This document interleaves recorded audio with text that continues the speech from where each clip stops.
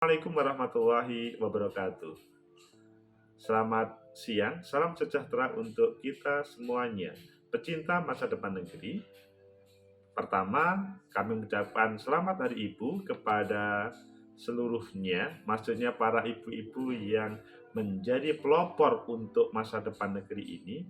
Karena ibu, maka generasi muda bisa menjadi pelopor dalam hal kepemimpinan, pendidikan, dan lain sebagainya. Kedua, hari ini di Muktamar NU yang ke-34.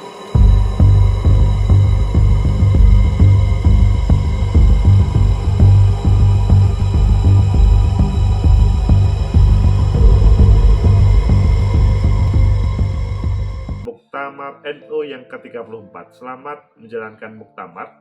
Semoga menjadi proses regenerasi kepemimpinan, musyawarah yang terbaik untuk kebaikan membawa Nahdlatul Ulama ke depan. Dan pada saat ini, para pecinta masa depan negeri, ada 5 berita yang menarik. Pertama, misalkan tentang korupsi. Wakil Ketua KPK berharap Muktamar NU bebas politik, uang, dan hoax. Ini pasti menjadi harapan bagi kita bersama dalam suasana kehidupan bermasyarakat. Muktamar NU bukan bagian dari politik, sehingga tidak baik untuk dimasuki permainan politik yang mengarah kepada yang transaksional. Kedua, pemilu 2024 diharapkan bersih dari politik identitas. Ini sebuah kritik terkait dengan lembaga IPI, Indonesian Public Institute, yang memberikan evaluasi terkait dengan 2019-2014 yang di sana katanya ada politik identitas. Terserah kalian apakah kalian setuju dengan itu. Kemudian yang ketiga adalah politisi PDIP baliho Puan buat masyarakat makin teduh hatinya meskipun ada sebuah kritikan, yaitu baliho Puan di lokasi bencana itu tak masuk akal deh. Ya, bisa dilihat di Republika. Kemudian para peserta atau muktamirin dari DKI Jakarta ketika pamitan kepada Anies Baswedan, Gubernur DKI, menyatakan Anies disebut Ketua PBNU DKI, pemimpin masa depan Indonesia. Nah, ini maknanya sangat mendalam.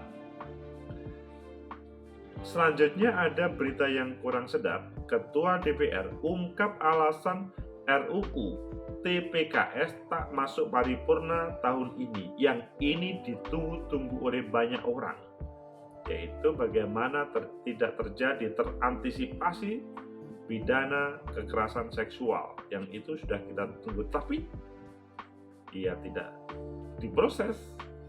Kemudian yang terakhir adalah Anies jadi YouTuber, cara pertahankan eksistensi menuju Pilpres. Ada 6 berita tetapi substansinya 5 berita. Itu semua adalah berita yang menarik di dunia politik. Ayo, kalian memilih yang mana? Apakah? Oke, kita memilih yang paling banyak ya, karena memang dari semua ini menurut kalian menarik semuanya. Tetapi kita baca, Anies jadi YouTuber, cara pertahankan eksistensi menuju Pilpres. Ini adalah sebuah pilihan karena hampir semua penonton, kalian semuanya setiap hari pasti menonton YouTube. Meskipun dari sebagian kalian tidak melihat atau tidak mempunyai channel YouTube, tetapi sebagian mempunyai.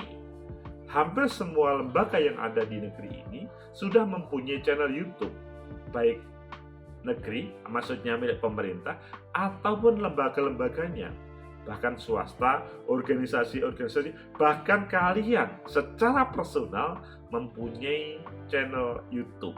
Apakah judul tadi, Anies jadi YouTuber, cara pertahankan eksistensi menuju Pilpres? Ayo kita baca, selanjutnya nanti kita bahas. Tirto ID, Gubernur DKI Jakarta Anies Baswedan membuat program tayangan yang diberi nama Dari Pendopo. Dikenal YouTube-nya, konten di akun Anies Baswedan ini pertama kali ditayangkan pada Sabtu 11 Desember 2021. Ini telah memiliki subscribe sebanyak 102.000. Wah, ini luar biasa ya. Hanya beberapa hari, belum sampai satu pekan, sudah 102.000 subscriber. Berbeda dengan channel yang saya hadirkan ini, sampai hari ini 5.000 saja kurang sedikit. Intinya 1 tahun memproses belum mendapatkan 5.000 subscriber. Anies hanya satu atau belum satu pekan sudah 102.000. Ya tentunya berbeda dengan Atta Halilintar yang 26 juta, Ricis yang lebih lagi, Pak Impong, dan sebagainya. Dalam channel tersebut, Anies menjelaskan mengenai keresahan yang terjadi di ibu kota dan kebijakan apa saja yang telah dilakukan selama menjadi orang nomor 1 di DKI Jakarta untuk mengatasi hal tersebut. Jadi, ini menjadi alat komunikasi Anies sebagai gubernur dengan rakyatnya. Mungkin menjadi pertanyaan, apakah teman-teman media yang ada di sana belum mengcover semuanya terkait dengan semua produk dari Pak Anies sebagai gubernur dipublikasikan ataupun belum? Ayo nanti kita bahas.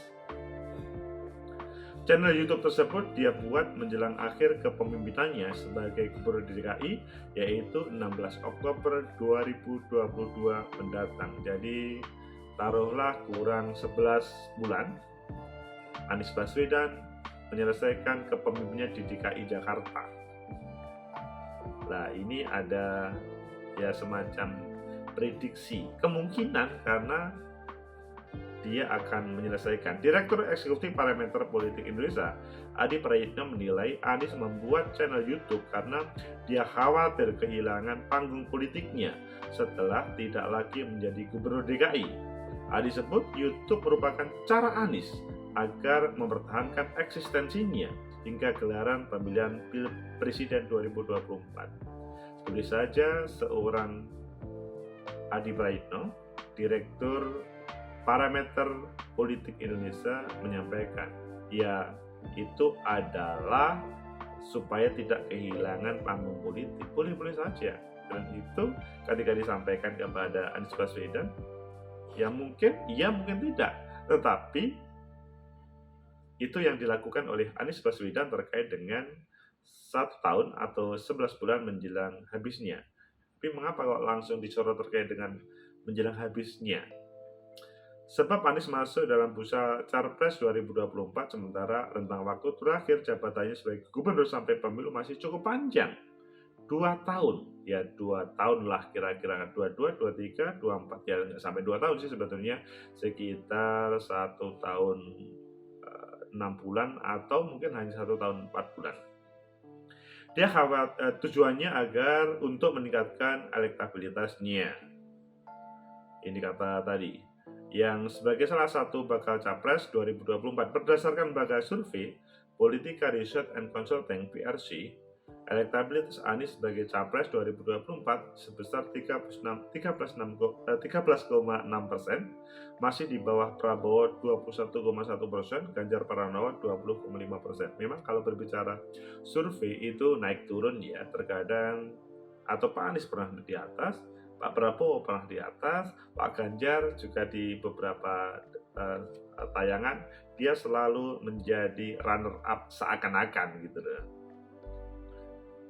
Dia khawatir kehilangan panggung politik dan eksistensinya telah tidak jadi gubernur, makanya cara paling mungkin menyalurkan wacana politiknya menjadi YouTuber, kata Adi Prayitno. Ya boleh-boleh saja Adi Prayitno boleh mengatakan begitu, dan Pak Anies juga boleh saja untuk menampilkan dirinya.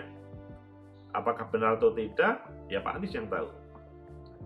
Selain itu, kata Adi, melalui konten tersebut Anies ingin menunjukkan bahwa dirinya bukan gubernur yang hanya pintar berkata-kata saja, melainkan bisa bekerja memenuhi Jakarta melalui channel YouTube kata dia, Anies bisa saja mempertahankan bahkan meningkatkan citranya. Ya memang berbicara election itu akan selalu dinamis terkait dengan apa yang ditampilkan. Kalau dahulu media darling itu relatif dengan media-media mainstream, sekarang mungkin agak berubah. Caranya kata Adi, Anies bisa menaikkan konten-konten yang menarik, yakni dengan menuangkan gagasannya mengenai Indonesia ke depan yang lebih baik dan membahas program apa saja yang menunjangnya. Bahkan tidak cukup Anies, semuanya. Saya termasuk, karena saya ingin berbagi dengan masyarakat Indonesia terkait dengan pengetahuan saya dalam dunia kampus atau analisis terkait dengan politik, tetapi memang mereka belum merasa tersapa sehingga subscribernya sampai hari ini masih 5.000 kurang dikit. Hal senada diungkapkan dosen komunikasi massa dan politik UNER Suko Widodo yang menilai selain untuk mempertahankan eksistensi politik, Anies juga ingin memperkenalkan diri ke masyarakat yang lebih luas menjelang Pilpres 2024 melalui channel YouTube. Apakah kalian sudah punya channel YouTube? Itu menarik untuk memperkenalkan. Tetapi kalau kalian tidak mampu untuk memperkenalkan, ya tidak ada yang melihat. Kemudian hal serupa dilakukan sejumlah politikus lainnya. Kalian melihat Deddy Mulyadi, politikus Golkar, anggota wakil ketua Komisi 4 DPR RI sekaligus mantan Bupati Purwakarta. Dia sangat aktif, Kang Deddy. Coba dilihat di Kang Deddy. Begitu juga Gubernur Jawa Tengah Ganjar Pranowo serta Menteri Pariwisata dan Ekonomi Kreatif Sandiaga Uno. Jadi mereka aktif di dalam media sosial khususnya YouTube. Respon Anies Baswedan, Anies membantah pembuatan channel YouTube-nya berkaitan dengan upaya dirinya ingin mencalonkan diri sebagai Capres 2024. Ini kaitannya dengan kebijakan kami di Jakarta, kata Anies. Jadi bagaimana kebijakan yang ada di Jakarta itu bisa nyampe ke seluruh masyarakat supaya media mainstream tadi yang tidak bisa memberitakan semuanya bisa menyampaikan, masih tersampaikan karena YouTube. Mantan Mendikbud era Jokowi ini menjelaskan channel YouTube-nya menceritakan mengenai kebijakan yang dibuat oleh pemerintah Provinsi DKI Jakarta, mulai dari latar belakang, penyusunan, proses hingga hasilnya lengkap. Jadi intinya Anies Baswedan sebagai gubernur pembuat channel YouTube itu bukan untuk kampanye, apalagi dihubungkan dengan 2024. Pecinta masa depan negeri itulah salah satu contoh seorang pemimpin yang membuat channel. Tadi disampaikan bahwa Kang Deddy Mulyadi, mantan Bupati Purwakarta, itu aktif setiap hari menampilkan konten-konten kreatifnya. Kalian kalau melihat miliknya Kang Deddy, pasti sebagian senang, tetapi sebagian tidak senang karena ya setiap orang kan punya pilihan. Milihnya Mas Ganjar, pasti sebagian juga kalian senang, pasti sebagian juga tidak senang.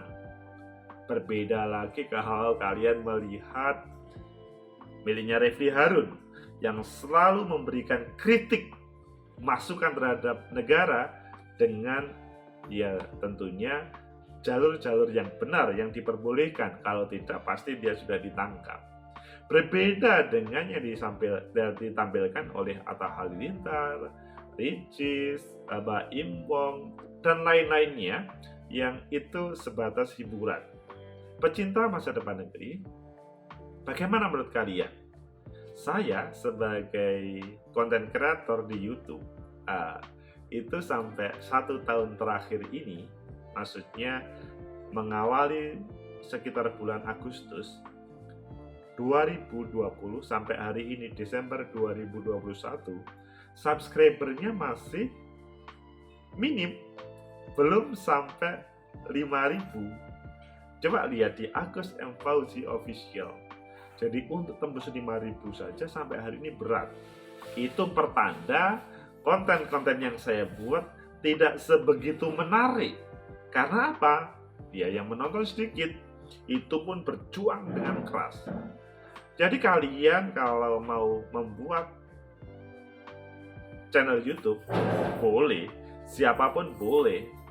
Mulai dari anak kecil sampai dewasa itu boleh. Tergantung konten apa yang akan kalian buat. Begitu juga Anies Baswedan. Apakah secara pribadi atau sebagai gubernur? Boleh. Karena YouTube mempunyai aturan. Kalau misalkan terkait dengan kekerasan, pasti tidak bisa dimonetize. Terkait dengan hal-hal yang dilarang terkait dengan keagamaan, juga tidak akan dimonetize, bahkan bisa dihapus ketika hubungannya dengan copyright. Kalau kalian membuat channel, sukanya itu ngambil kanan, ngambil kiri, supaya menarik, itu pasti akan di-ban oleh YouTube dan kalian tidak bisa berbuat apa-apa. Menarik kembali kepada perbincangan kita. YouTube sebagai alat komunikasi. Anies Baswedan mengatakan bukan untuk persiapan 2024, meskipun mungkin kalian tidak percaya. Tapi bahwa pada saat ini adalah dia ingin berkomunikasi dengan lebih maksimal ketika semua yang diembannya sebagai gubernur itu disampaikan kepada seluruh rakyat DKI. Ya tentunya apa yang disampaikan Pak Sukowidodo tadi benar. Jadi lebih baik Pak Anies Baswedan membuat konten itu tidak menurut dia sendiri, tapi menurut rakyat. Perlu mereka dijadikan misalkan narasumber atau memberikan terkait dengan testimoni-testimoninya, sehingga misalkan terkait dengan gorong-gorong, jalan, pembangunan sekolah, kesehatan di DKI, dan lain-lain sebagainya, terklarifikasi semuanya.